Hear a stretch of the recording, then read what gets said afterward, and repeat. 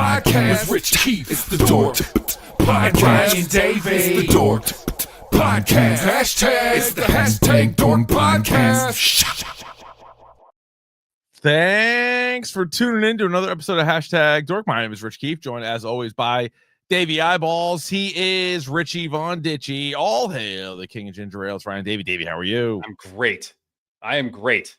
How are you? I'm excellent because I'm excited for Dorktober. I am too. Dorktober 10. Yeah. Dorktober X. Dorktober X. Yeah. Where does the time go, Ryan? I don't know. Who fucking Tell you what I did. What'd you do? Last week, I saw a film. As I recall, it was a horror film. We put up 4 movies for you, the people, to vote on and decide what movie we were going to rewatch for this week in Dorktober. The 4 choices were The Faculty, Nightbreed, From Dusk Till Dawn, and Urban Legend. All 90s horror movies, all classics in their own way. In their own way. Do you think so? Once we vote on 4, right? So I say we do this again, right? Okay. And then Urban Legend, The Faculty, and Nightbreed are out. We can't put them up again. Ooh, although I would say Because there's so many 90s horror movies that we should actually rewatch. that's true. And I love 90s horror movies. Let me just get you the final results here.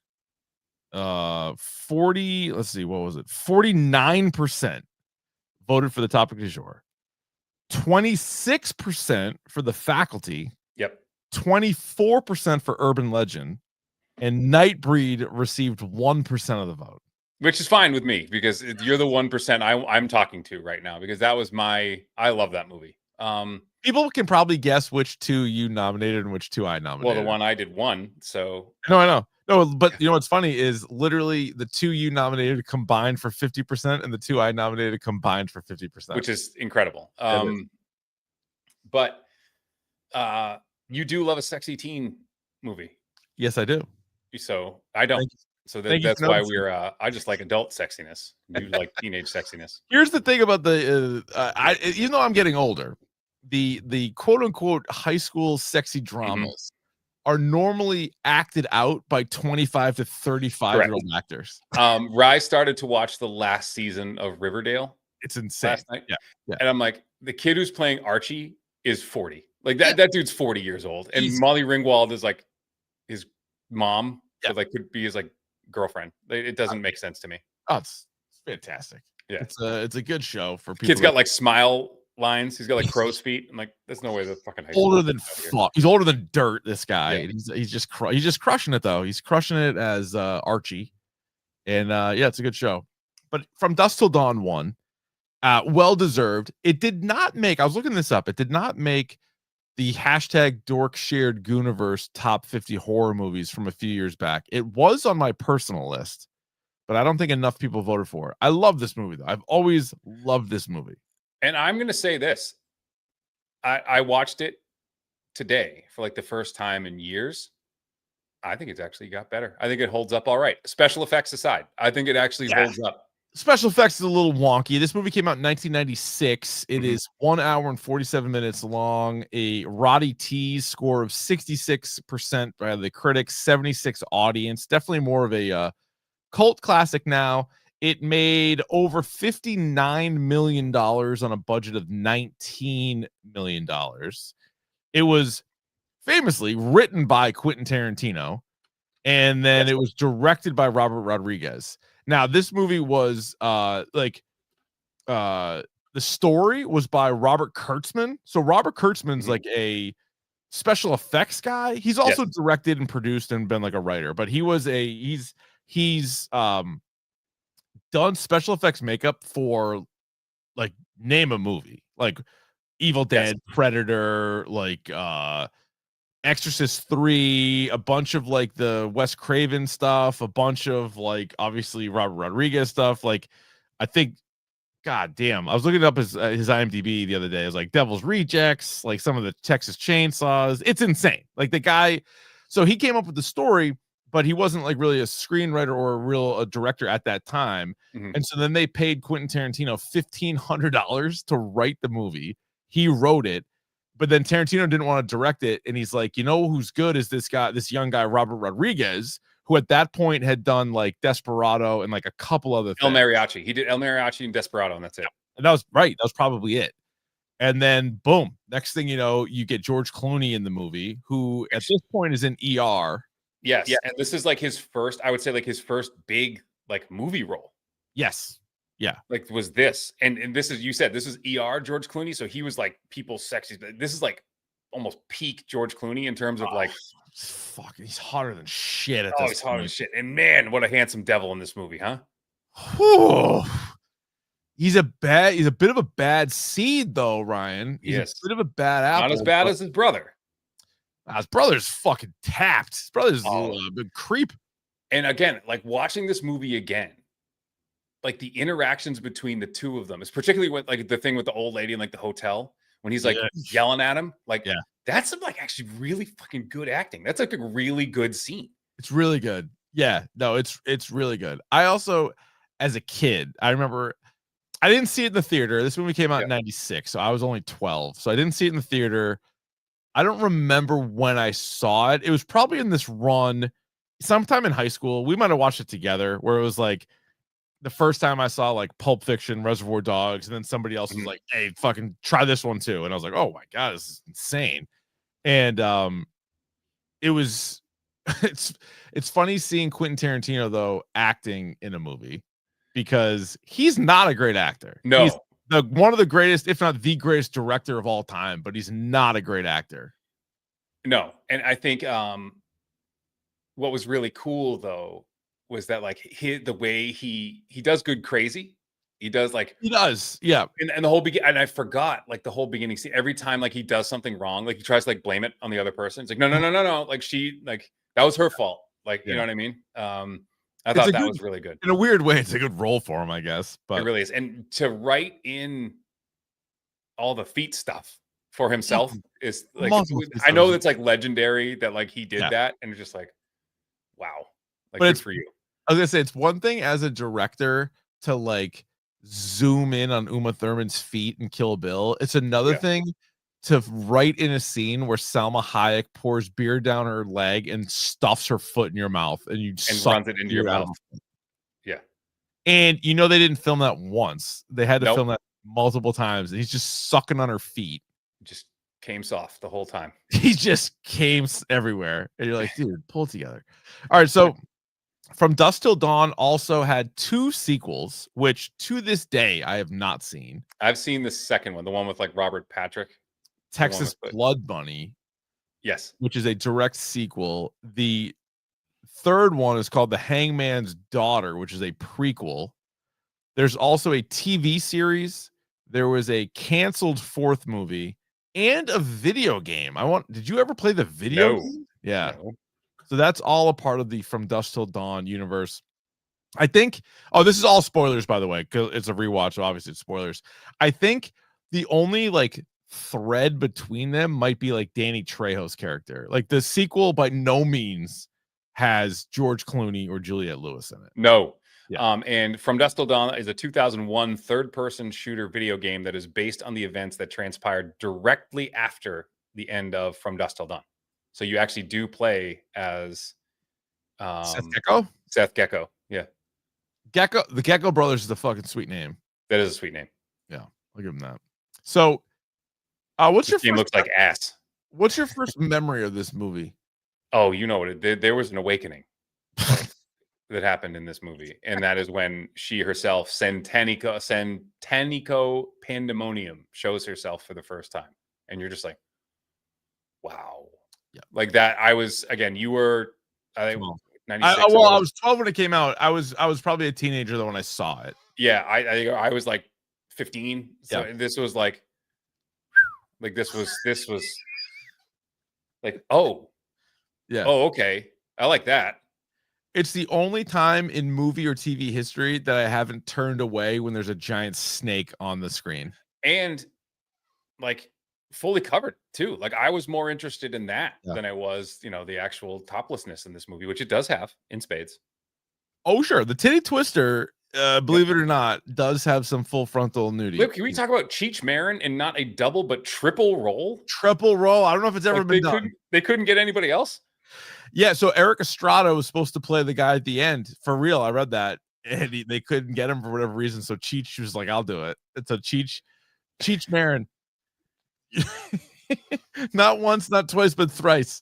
Plays and three completely different characters. Yeah. It's incredible. Plays a border patrol guy, plays a bouncer or / MC at the Titty Twister, and then the guy making the drug deal with Seth Gecko. It's incredible. Yes. And he's great in every role.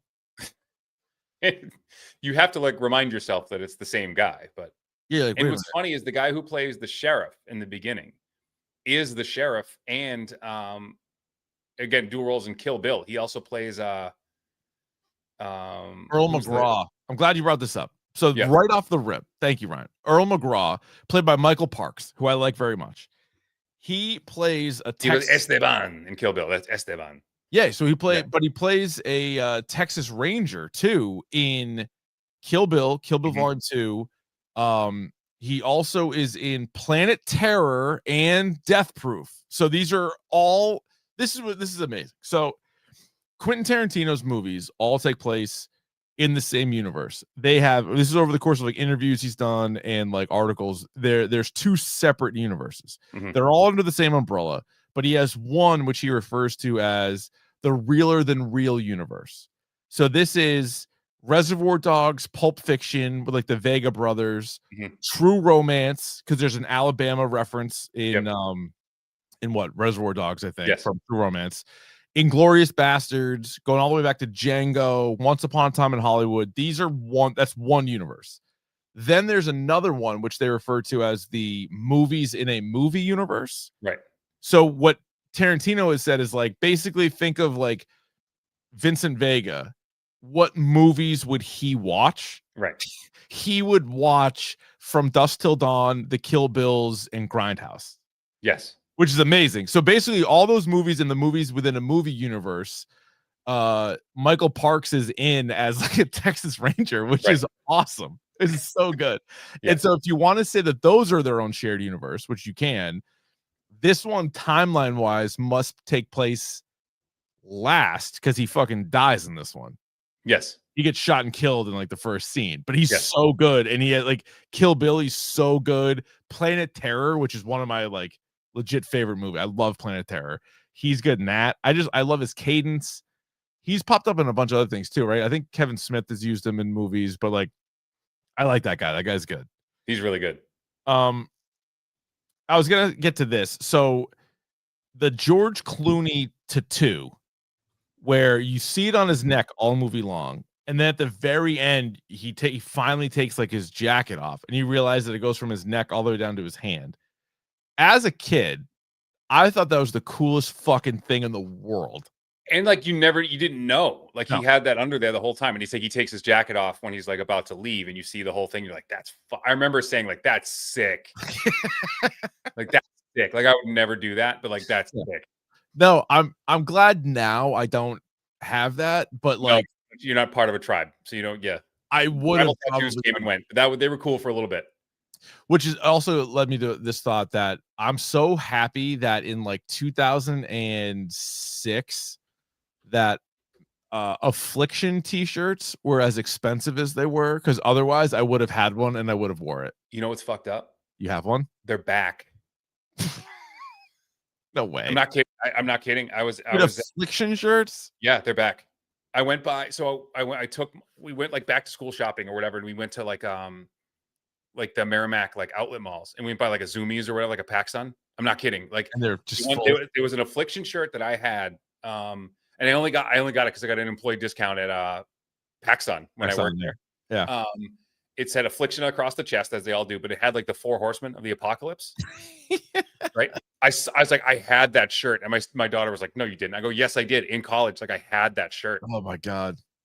Like I watched so much UFC back then and like pride fighting. There was a stretch where I probably watched for years, like every single UFC fight, brag. And though every guy would wear the Affliction shirts, I'm like, those are fucking cool. And or they tap, like anything tap out. Yeah, and it's not cool. It's fucking lame as shit. But I was It's like, so lame. that's so cool. And I remember like this. I must have been like just out of college and like looking it up and be like, you know what? I'm gonna get an Affliction shirt. And then I look it up and it's like $150 for like a t-shirt. Or I'm Oh, like, yeah. what the fuck? I'm like, I'm not getting that. Yeah, no way. Get it. Not now.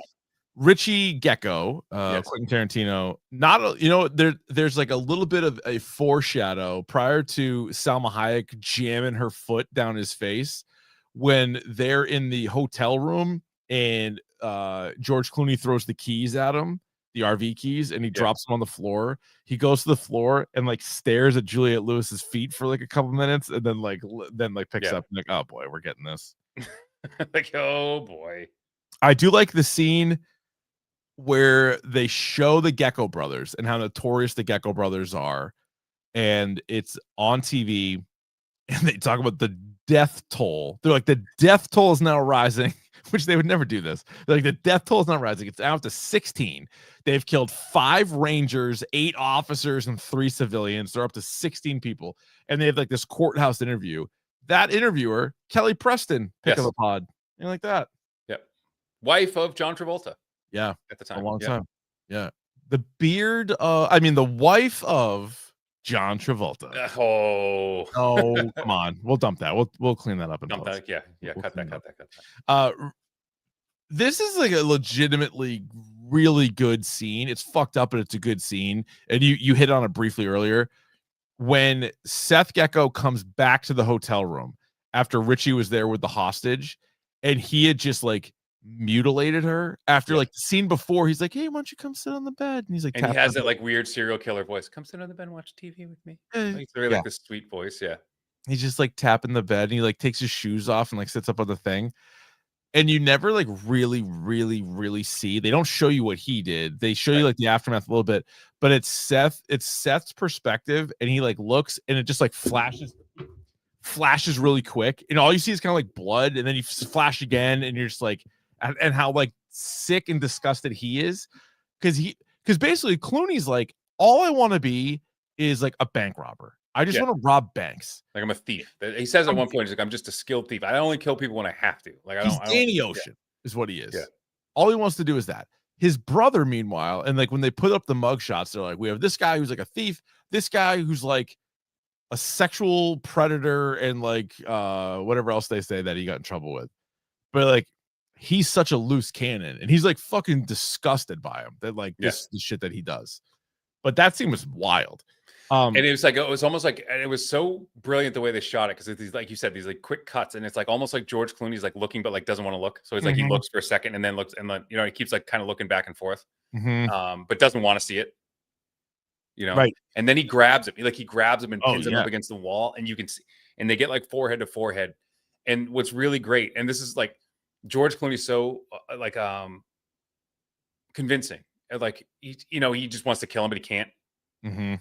And Quentin Tarantino is like so pathetic in that scene. Yeah. That he keeps trying to, he's like covering his face and like trying to put his glasses back on. Like he can't do it. And it's just like, he's just like the stupid little brother. Like you can't bring yourself to punch him in the face, even though like you want to. Yeah. It's really good. And then not too much longer after that, they're going to Mexico, and there's the border patrol scene, which is like super tense. And then trying to get the RV through border patrol. But not only that, but you're like, should Harvey Keitel, we haven't even mentioned Harvey Keitel, but should Harvey Keitel and his son like turn him in, because the Gecko brothers are back there with like Juliette Lewis. So what do you do in that situation? Whatever they tell you to do. You mean the Geckos or the border patrol? The Geckos. Yeah. Okay. And because in my mind, I'm like, listen, there's only 2 ways I'm getting out of here alive. Right? If the border patrol comes in and sees them, I can just be like, listen, they had fucking guns on me and my kids. Like, what do you want me to do?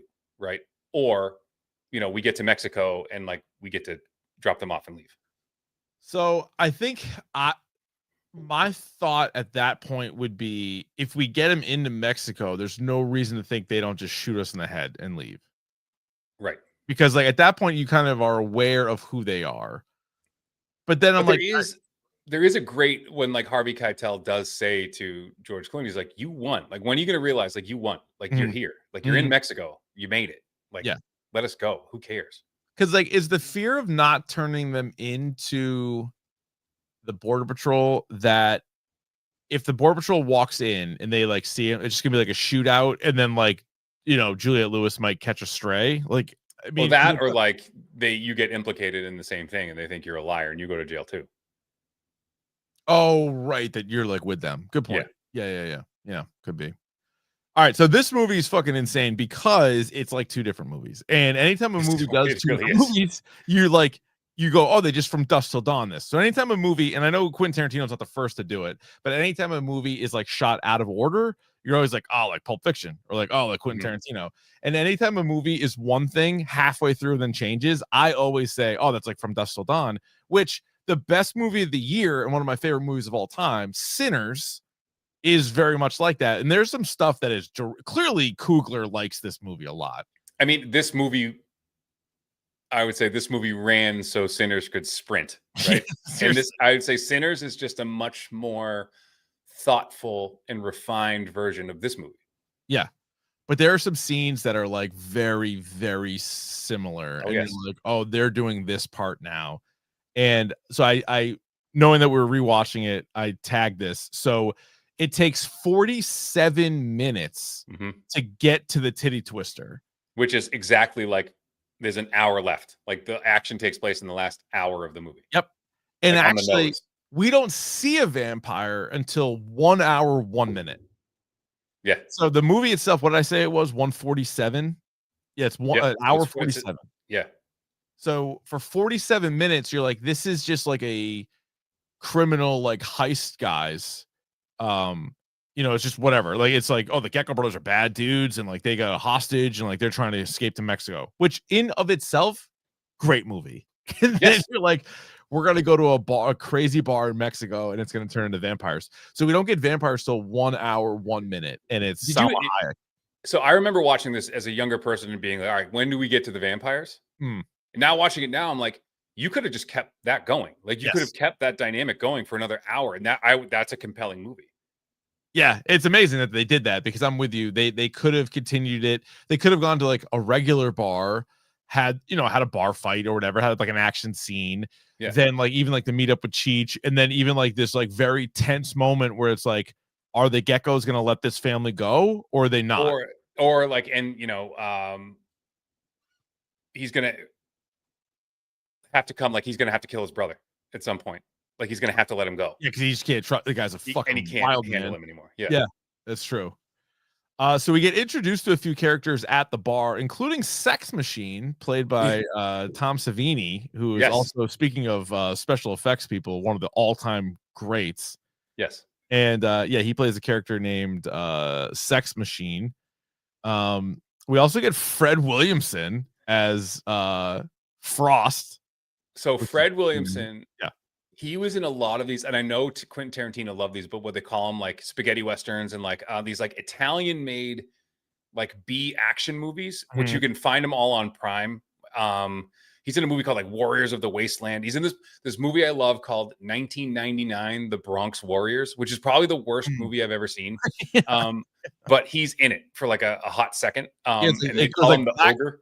Black exploitation westerns, right? He's in like a lot of these ones. He was in, yeah, you could go down, and like I said, there's like these, for whatever reason, like Italy started making these movies, like Italian directors started making like action movies back in the day, and some of these are just fucking crazy. I remember seeing Black Caesar. Yep, that was a 1973 crime drama with him. He's in some movies where like his character name is just straight up like the N word, Charlie. Like holy mackerel. That was different. He was in 1978. He was in the Inglourious Bastards. Yes, pretty hilarious. I'm trying to think about the movies I've seen of him. Vigilante, I've seen 1990, The Bronx Warriors. Yeah, Warriors of the Wasteland, which I talked about. The Big Score. Crazy movies, man. Delta Force Commandos. Yeah, really is. Still with us. He was also he played in the AFL. He was a football player, went to Northwestern. Also played in the NFL. Played with the Steelers, the Raiders, and the Chiefs. All Oh, I right. guess back then it was the AFL. Never mind, my bad. So he played with like the NFL teams, but they were in the AFL. Yeah. Wow, what a career! But he's a badass in this. His character is fucking kicks ass. The scene, which is also pretty good comedy, is Sex Machine after he gets bit, trying to hide the fact that he's been bit. Like the tooth comes out, and he like puts his hands up, and like, Right. he gets big, and like that's pretty good. So there's a scene. So them being in a bar and trying to fight off vampires. Again, it's like Sinners. Sinners does that, and then knowing that there are vampires outside, and like, what are you gonna do? And there's a good scene where they're all talking about it, and like Seth Gecko is just like, can we all agree this is vampires? He's like, I don't believe in vampires, but can we all agree that this is what we're dealing with? Yeah. And they're all like, yeah, I guess. And so they all start talking about like what might work. And they're like, well, these steaks work pretty good. They're like, yeah, the steaks work. They had this great back and forth where they're like, what about like silver? And the guy's like, that's fucking werewolves. And he's like, no, but it might apply to this. And then somebody's like, do any of us have silver? And they're like, no, like it doesn't matter then. Then it doesn't matter. Forget the silver. Yeah. But that's good. That was very much like the scene in Sinners. And like, so, and it's so funny because at the end of the movie, when they get in that like back room and they're like, they've probably been ripping off truckers forever, and we got to look for weapons. The weapons they come up with are so fucking ridiculous. Yeah. That like thrusting, like gas powered stake that George Clooney's whipping around. Amazing. But I think I remember watching this and be like, that's kind of a fucking good idea. If you have a super soaker filled with holy water and like condoms as like holy water balloons, like holy water grenades, like great idea.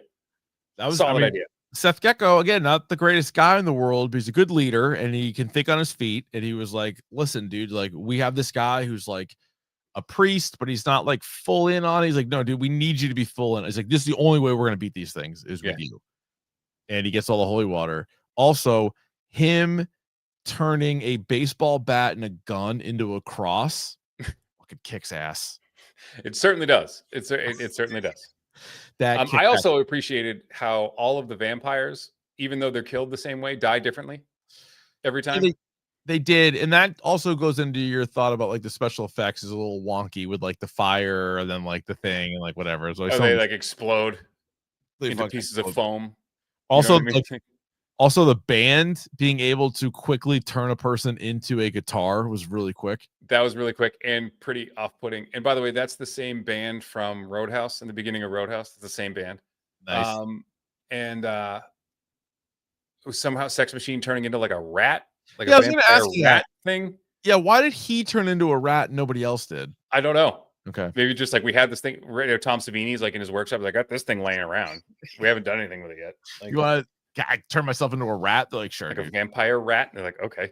Yeah, fine.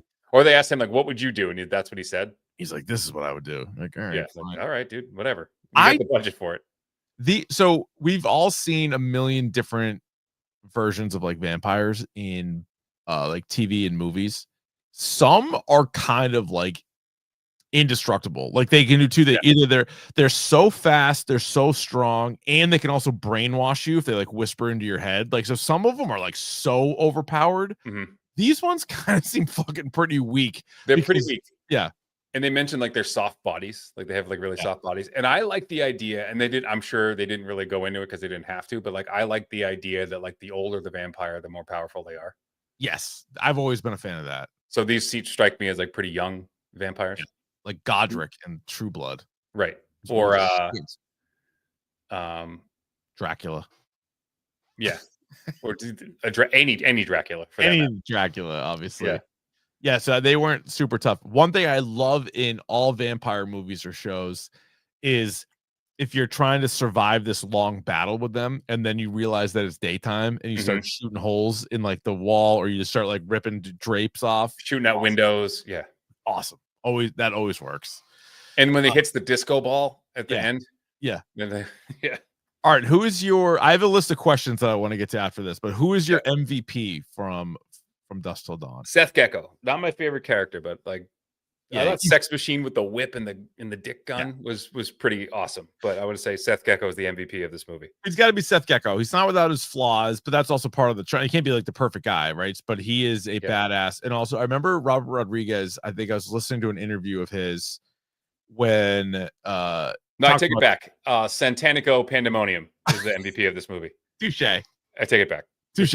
Keep going. Yeah. Salma Hayek is the MVP. The next guy down would be Seth Gecko. But Robert Rodriguez was doing an interview and he was talking about Clive Owen's character in Sin City, which is also a Robert Rodriguez movie, also one of my favorite movies. And Clive Owen was talking about how he liked how he was like, she's like, oh, that was like pretty good or whatever. And Rodriguez is like, yeah, it better be. He's like, I shot you like a fucking like hero. Like I shot you like a guy, like the way he shot it was like with the idea that you were like this unstoppable force and blah, blah, blah. And he's like, he applied to, he's like also sort of the same way he shot like Clooney in From Dusk Till Dawn. Like he just always like looks pretty cool. Like he's always like doing that shit. So, and one of the things they do it on the movie poster too, he's got that gun like that, like 44, but I got it turned just sideways enough where it's not like the 90s hip hop style, but it's just like kind of like 45-degree angle. You know, it just looks really cool. It's all done for a reason. He looks pretty good.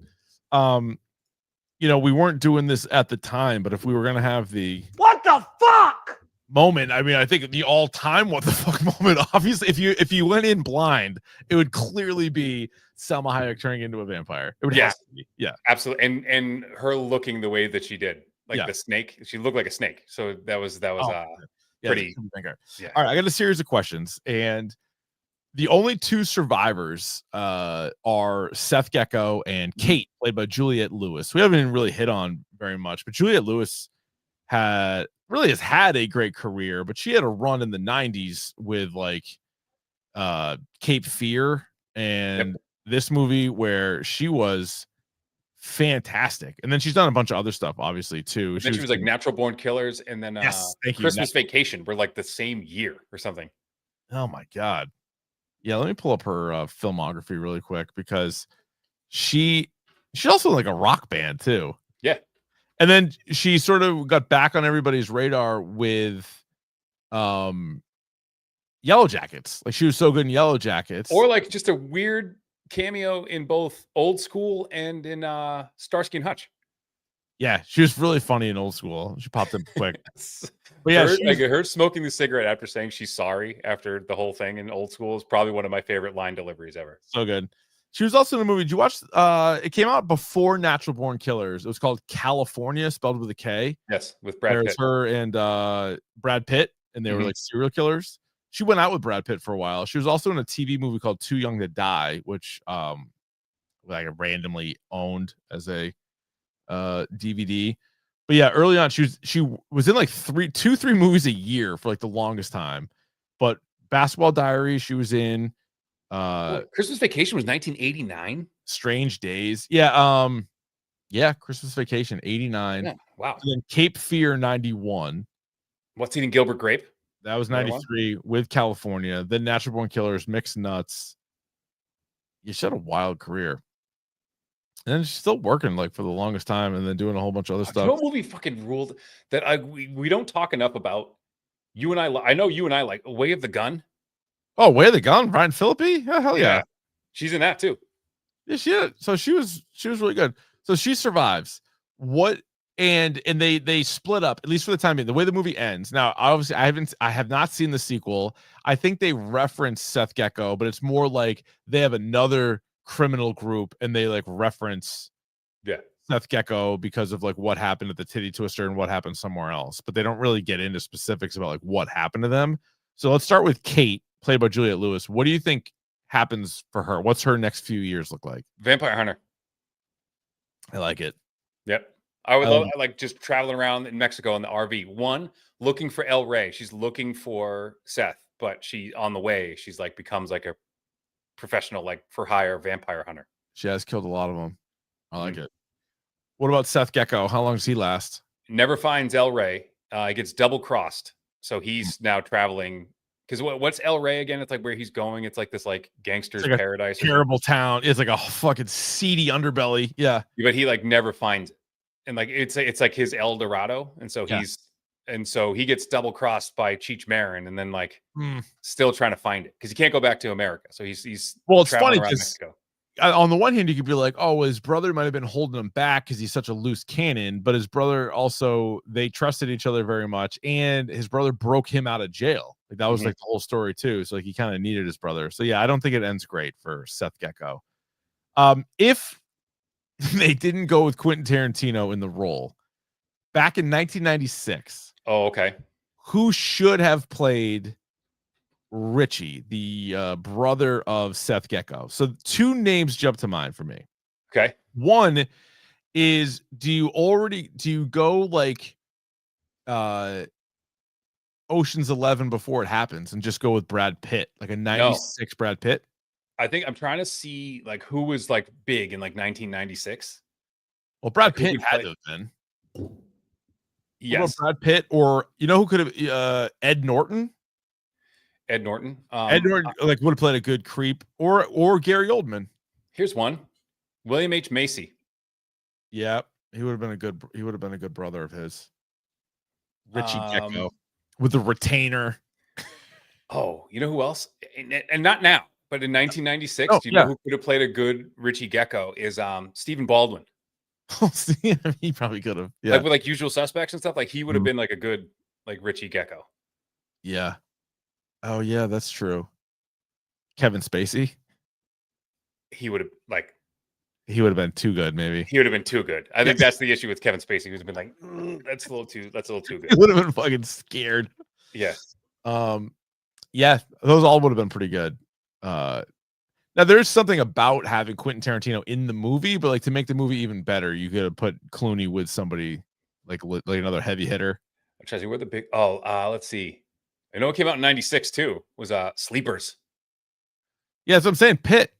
You had Pitt Or like who was Billy Crudup was really good. Yeah, Billy Crudup. He was like Tommy Marcano. What about if you want to go younger brother? What if you went like Ben Affleck? It was a year before Good Will Hunting, but he'd already been in Mallrats. Too big. I feel like he's like too big. I mean, you need someone like kind of like, you know, Tarantino's tall, but you're right, he's not big. He's not big, but he's as tall, if not taller. 1996 action movies. Let's see what we got here. Will Smith. Will Smith. Swingers came out in 96. Oh, Vince Vaughn could have done it. Could have done it. Yep. Yeah, he could have some done range. He's a good dramatic actor, I think. Absolutely. There's some good movies in that. 96 was a good year. Dude, 96. Oh, Nicolas Cage. Nicolas Cage. Ooh, yeah, as Richie Gecko. He was hot. The Rock came out in 1996. Yeah. Face Off was what, 97? When was Face Off? Probably after that, right? Yeah, probably had to be right around there. A lot of good movies this year. All right, who's your pick then? One guy in place of Tarantino. Who did I just say? Cage? Nicolas Cage. Yep. Yeah, that is good. I think I'll go Ed Norton. I think he could be, because he's a fucking incredible actor. Let's see. All right, here's a question I have for you. Yep.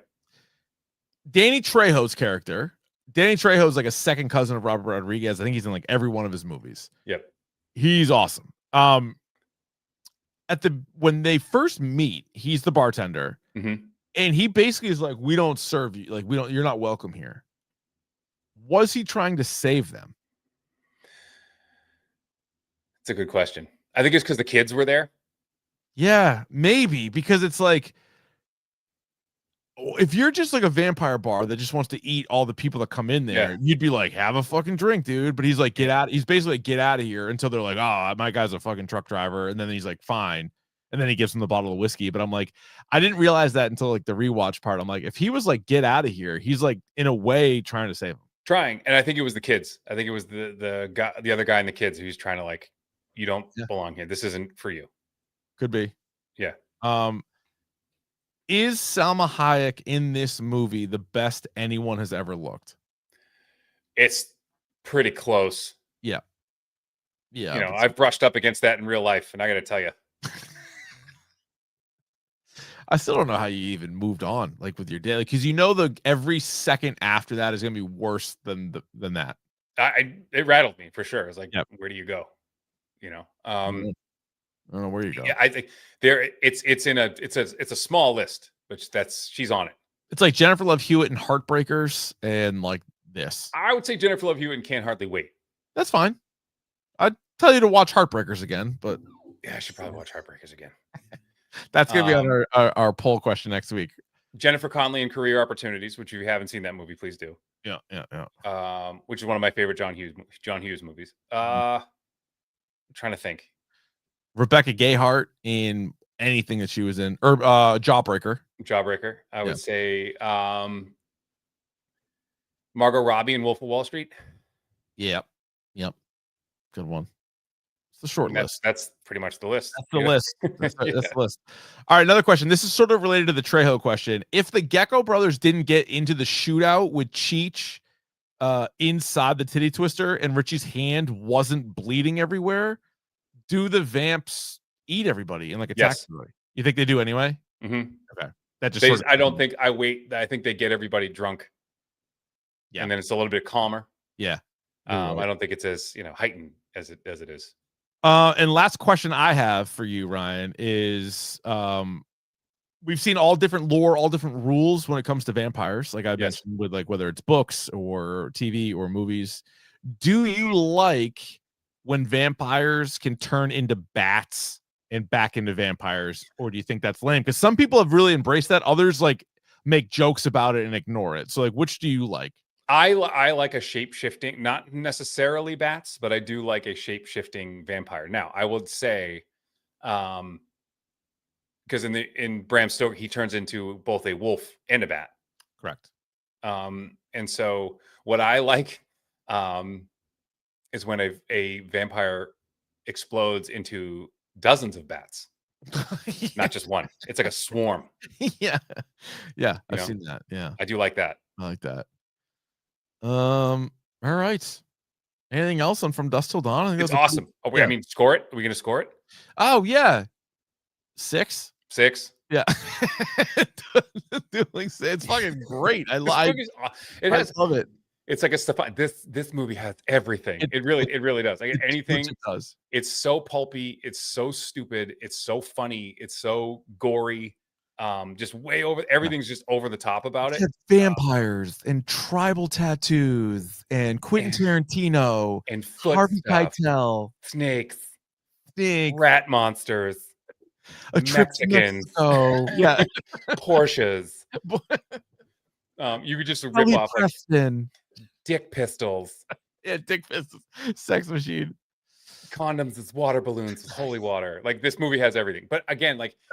Does Grindhouse happen? Does Grindhouse happen if this isn't successful? No, I don't think so. Plus, like, these guys clearly have been friends for forever, and like this helped that. Them being Tarantino and Rodriguez. Yeah, because Tarantino he directed like he directed a scene in Sin City, and then the fact that they did the Planet Terror Death Proof Grindhouse whole thing, it's fucking awesome. So good. I love it.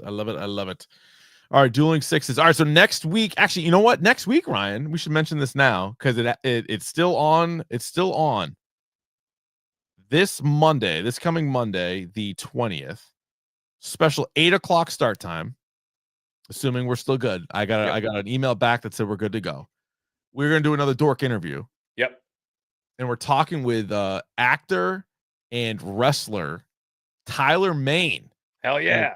Tyler Mane, who portrayed Sabretooth in the original X-Men movie and brought it back in Deadpool and Wolverine. He also played Michael Myers in the Rob Zombie Halloweens and a bunch of others. His filmography is crazy.